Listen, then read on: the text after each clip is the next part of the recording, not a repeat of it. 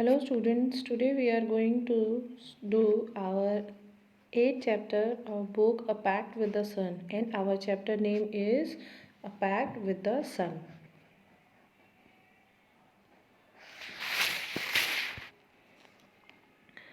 Saida's mother had been ailing for a long time, fever, cough, body ache, painful joints and whatnot.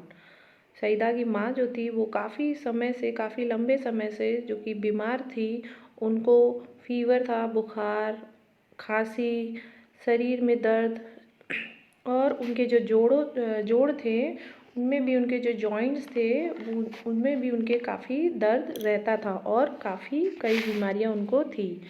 Treated by a variety of physicians for weeks, she often showed sign of improvement but soon relapsed into her old sick self, one complaint substituted by another.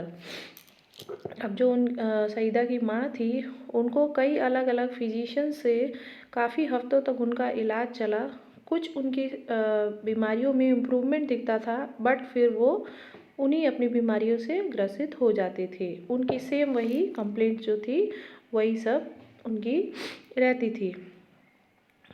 Though weak and colorless, she was forbidden normal food and was under strict order to remain perpetually confined to her small diggy room with door and window fastened, deprived of sunshine and fresh air. और उनकी जो life थी वो बिल्कुल colourless हो गई थी और उनको खाने पीने के लिए काफ़ी मनाही थी. उनको हर चीज़ खाने की इजाज़त नहीं थी और उनके ऊपर काफ़ी एकदम स्ट्रिक्ट ऑर्डर थे कि उनको ये नहीं खाना, वो नहीं खाना है. और उनके जहाँ रहने का जो उनका कमरा था वो बिल्कुल छोटा सा एक कमरा था, बिल्कुल अंधेरा सा. वहाँ खिड़कियाँ बंद, दरवाजे बंद, बिल्कुल जैसे जकड़ा हुआ था, बिल्कुल बंद था. और वो ना ही वो खुली धूप में जाती थी, ना ही सूर्य की रोशनी में बैठती थी, ना ही वो अपनी कहीं बाहर फ्रेश एयर में वो बैठती थी.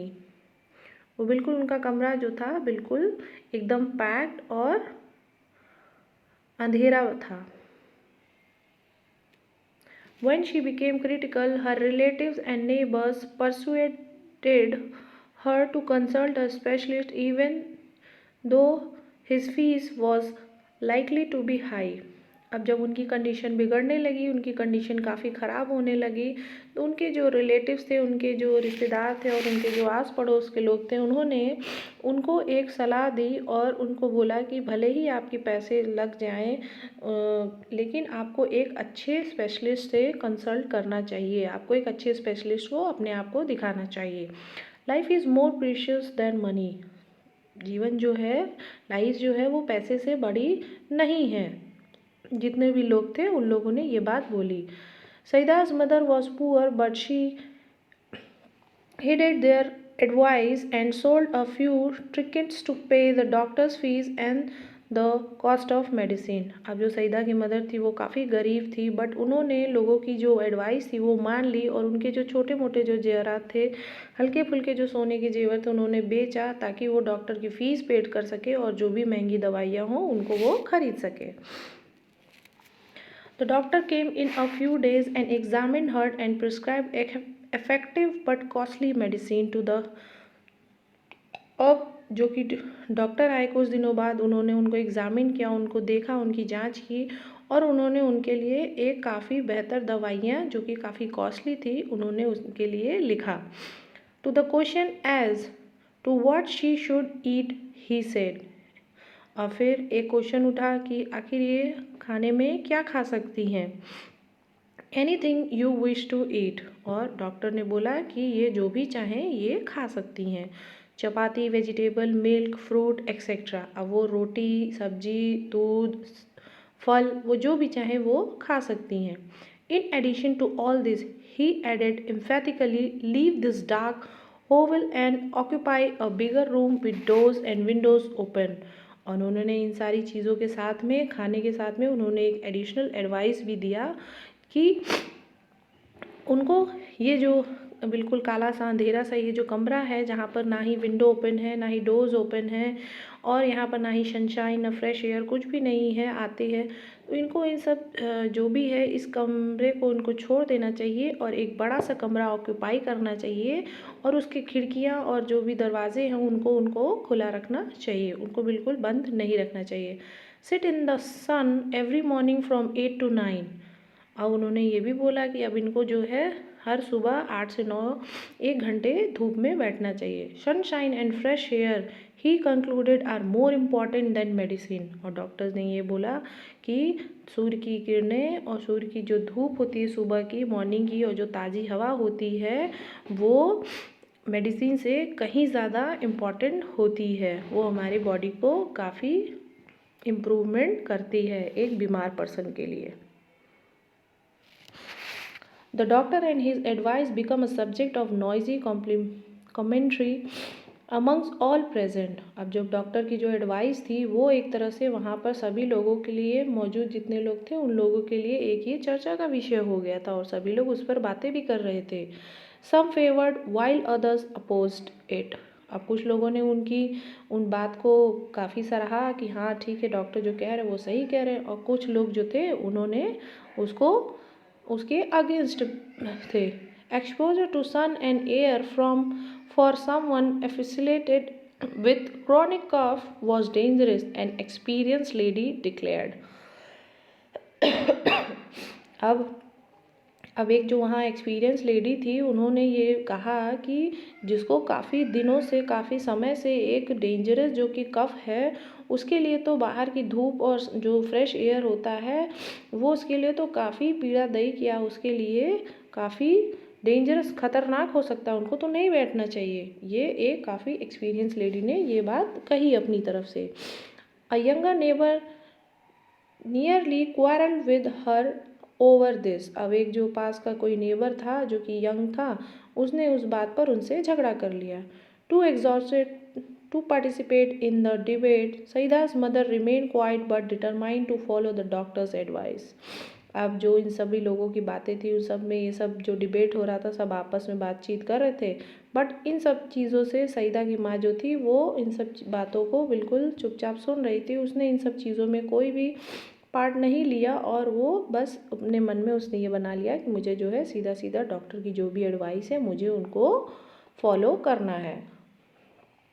Forget the consequences she said at last. अब उसने बोला कि जो भी होगा देखा जाएगा, अब मैं तो जो डॉक्टर ने बोला है मैं वही करूँगी। I carry out his instructions to the letter. अब उसने बोला क्या कि जो भी होगा देखा जाएगा, बट मैं तो जो भी डॉक्टर ने कहा है, जो भी मुझे पर्चे पे लिख के दिया है, मैं उनके सारे इंस्ट्रक्शंस को फॉलो करूँगी। Move my bed into the next room and let me sit in the sun on my charpai for an hour daily. अब उन्होंने बोला कि मेरा जो खटिया है, मेरी जो चारपाई है, उसको दूसरे रूम में शिफ्ट करो, और मेरी जो चारपाई है उसको उसको बाहर लगा दो, जिससे कि मैं 1 घंटा सूर्य की रोशनी में मैं हर डेली 1 घंटा बैठ सकूं।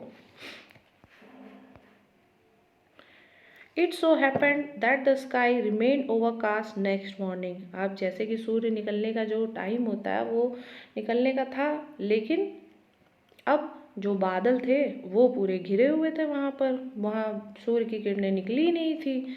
The same was the cast the following days. और बाकी के दिनों में भी ऐसे ही हुआ, अगले दिन भी यही हुआ। अब जब सईदा की माँ अगले दिन इंतज़ार कर रही थी कि अब मैं अगले दिन से सूर्य निकलेगा तो मैं सुबह 8 से 9 की धूप में मैं बैठूंगी आराम से, बट जब वो अगले दिन उसका इंतज़ार कर रही थी, बट ऐसा नहीं हुआ। अब जो धूप निकलना था तो उस दिन बादल आ गए, फिर अगले दिन भी यही चीज़ हुआ। Saida mother's what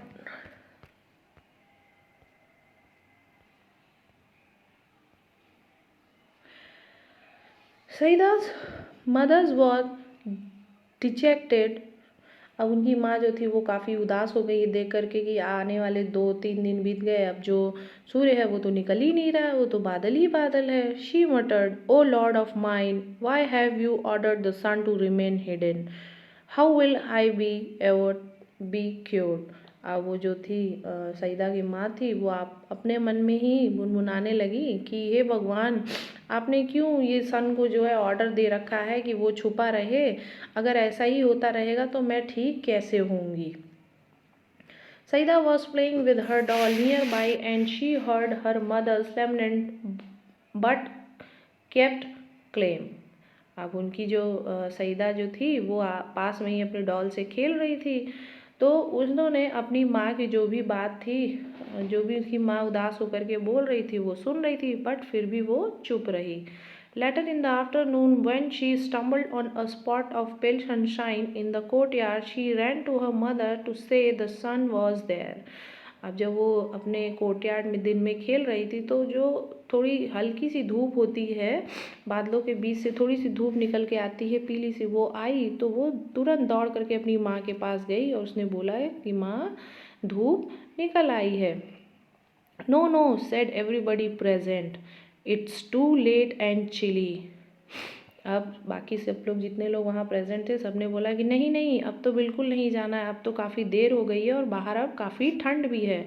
you mother can't sit out there, अब तुम्हारी माँ जो है वो वहाँ बाहर नहीं बैठ सकती है। Disheartened, Saida returned to her doll. There was no sun really except for its last remnants entangled in the top branches of the family mango tree. अब जो सईदा थी वो काफ़ी उदास हो गई, मायूस हो गई और फिर वो अपनी डॉल के पास रिटर्न आ गई। अब वाकई में वहाँ पर जो था सन नहीं था, वो जो लास्ट एकदम सूर्य जो डूबने वाला होता है उसकी जो हल्की हल्की किरणें होती हैं वो बिल्कुल उनके फैमिली, जो घर का एक फैमिली मैंगो ट्री था उसकी पत्तियों के बीच में से होते हुए बिल्कुल हल्की हल्की सी जो धूप थी वो उनके घर में आ रही थी।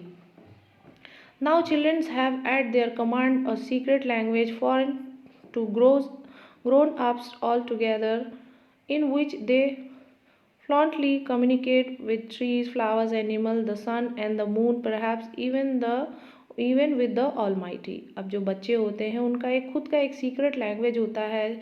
वो जब भी धीरे धीरे बड़े होते हैं, उनकी कोई भी सीक्रेट बात होती है तो वो अपने किसी से भी वो बिल्कुल बेझिझक उनको कहते हैं, चाहे वो फूल हो, चाहे वो पौधे हो, चाहे वो एनिमल हो, चाहे वो सन हो, चाहे वो मून हो, चाहे वो क्यों ना वो भगवान ही हो। वो अपनी उनकी एक सीक्रेट लैंग्वेज होती है, एक अलग तरीके से वो भगवान से अपनी जितनी भी उनकी भावनाएं होती हैं या फीलिंग्स होती है वो सब कुछ वो उस तरीके से वो किसी न किसी से अपना कहते हैं।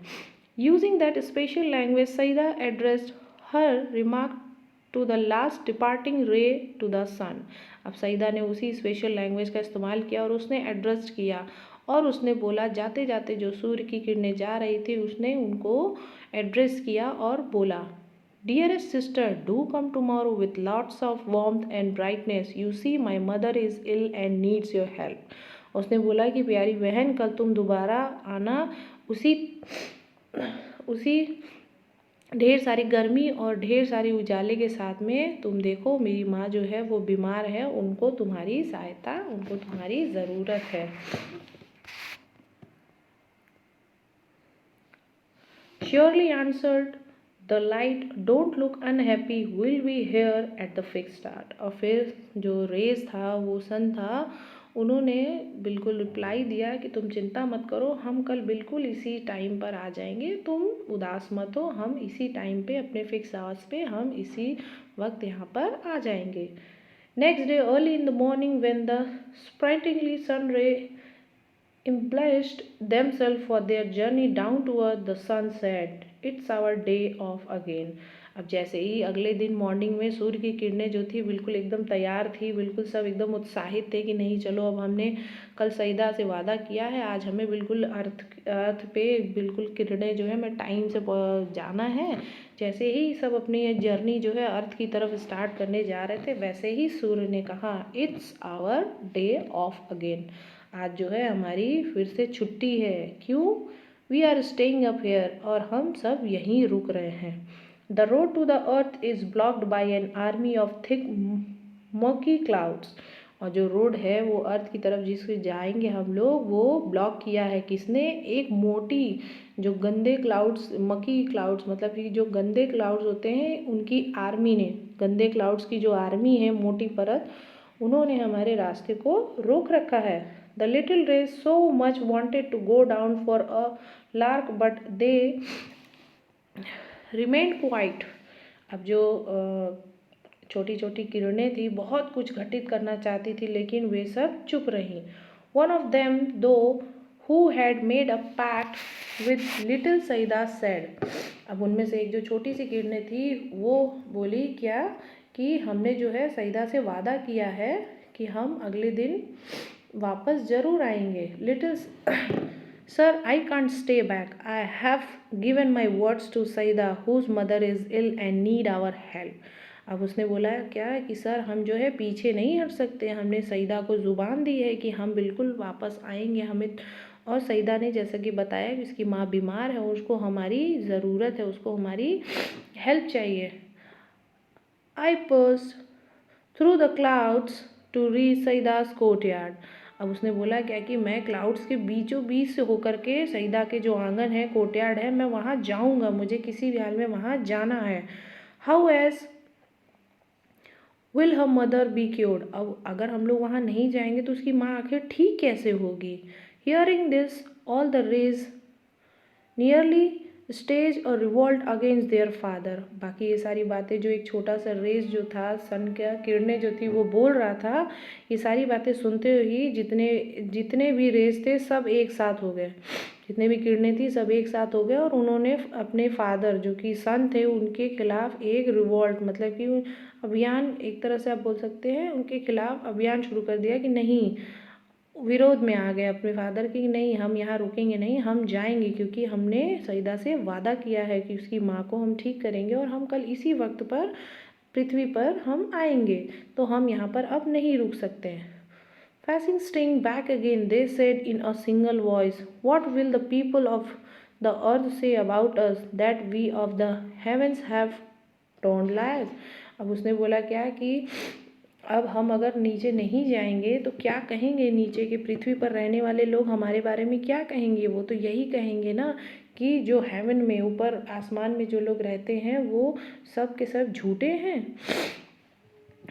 The sun relented, please yourself he said, mind your clothes though the clouds are murky. फिर सन जो था वो मान गया और उन्होंने बोला क्या कि अपने कपड़े जो है उसको साफ़ सुथरे रखना और जो क्लाउड्स हैं वो काफ़ी गंदे हैं। Never mind our clothes we can change always. अब जितने भी रेस थे उन्होंने बोला क्या कि कोई बात नहीं, हम जो कपड़े हैं वो तो हम हमेशा बदलते रहते हैं और हम बदल लेंगे, but go we must and the rays rush toward the अर्थ।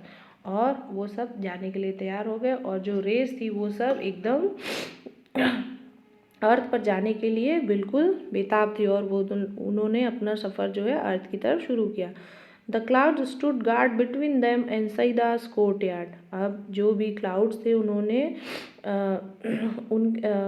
जो रेस थे उन्होंने क्लाउड्स के बीच से, उनकी जो क्लाउड्स ने जो गार्ड बना रखे थे, वो जो पृथ्वी पर रेस नहीं जाने दे रहे थे, उन्होंने, रेस ने बिल्कुल उनको हटाते हुए, बिल्कुल उनके बीचों बीच से हटाते हुए वो सईदा के कोर्टयार्ड पर गिरे। जो किरणें थी वो सईदा के कोर्टयार्ड पर पड़ी।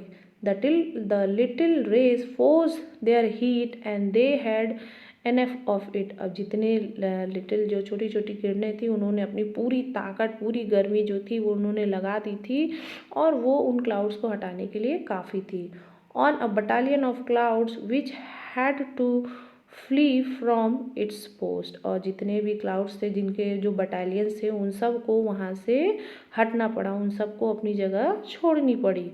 The rays got through, shooting past the bewildered clouds. They were already late।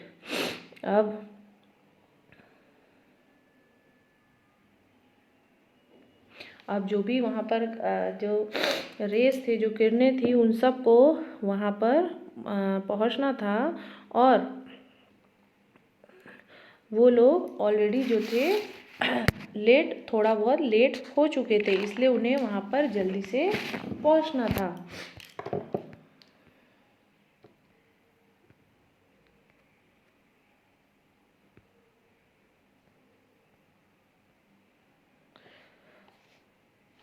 Saida saw the whole host of them approaching and her heart leaped with joy. She shouted. अब सईदा जो थी वो काफ़ी ज़ोर से उछली और वो बहुत ज़्यादा खुश हो गई, उसका दिल जो था वो काफ़ी ज़्यादा खुश हो गया और फिर वो चिल्लाई ज़ोर से, amma amma the sun is here come out.